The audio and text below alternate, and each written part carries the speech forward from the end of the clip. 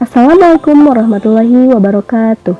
Kami dari kelompok 2, peserta Latsar CPNS Pemerintahan Kabupaten Garut Angkatan 29 PPSDM Regional Bandung tahun 2021 yang beranggotakan dengan saya sendiri Lia Octaviani SPD dan dua teman saya, Fauzan Farhanillah SPD dan Ade Wahyu Ristandar SPD. Di sini kami akan mempresentasikan mind mapping implementasi whole of government di era transformasi digital. Hari ini saya akan membahas konsep whole of government atau kita singkat WOG. Nah, untuk memahami konsep WOG, maka ada 3 pertanyaan yang harus kita uraikan. Yang pertama, apa itu WOG? Kemudian yang kedua, seberapa pentingkah mengapa harus ada WOG? Dan yang ketiga, bagaimanakah WOG dilakukan? Yang pertama, apa itu WOG? Pada dasarnya, WOG adalah sebuah pendekatan penyelenggaraan pemerintah yang menyatukan upaya-upaya kolaboratif pemerintahan dari keseluruhan sektor dalam ruang lingkup koordinasi yang lebih luas guna mencapai tujuan-tujuan pembangunan kebijakan, manajemen program, dan pelayanan publik. Untuk menuju konsep whole of government, ada 3 hal yang harus kita perhatikan. Yang pertama, ada pelaksanaan kebijakan publik. Yang kedua, ada pelayanan publik. Dan yang ketiga, adalah perekat pemersatu bangsa.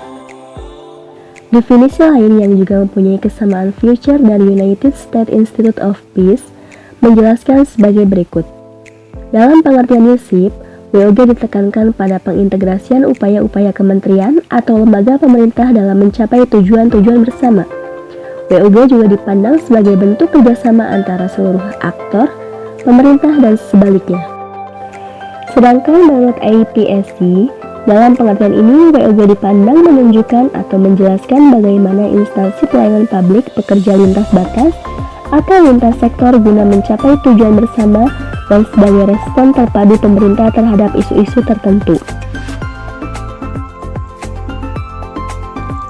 Yang kedua, mengapa perlu adanya WOG?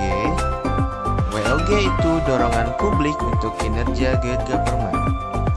Kemudian sebagai ego sentral, sebagai perkembangan iptek, serta keberagaman. Dan yang ketiga, bagaimana WOG dilakukan? Yaitu cara dalam melaksanakannya. Yang pertama, respon pemerintah terintegrasi. Kemudian menghilangkan sekat sektoral.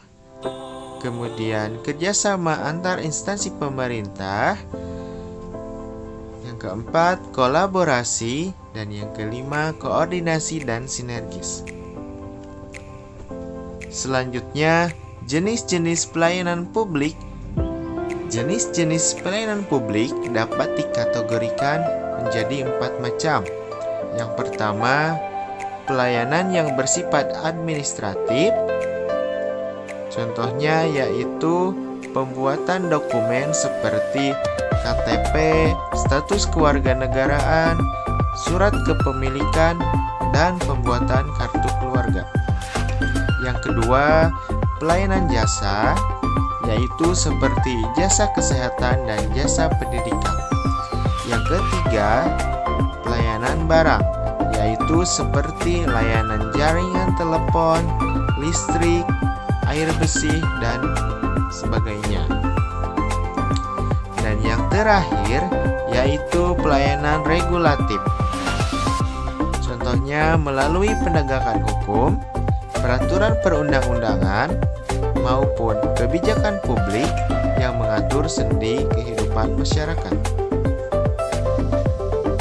Macam-macam pola pelayanan WOG di Kabupaten Garut terdiri dari yang pertama, pelayanan teknis fungsional.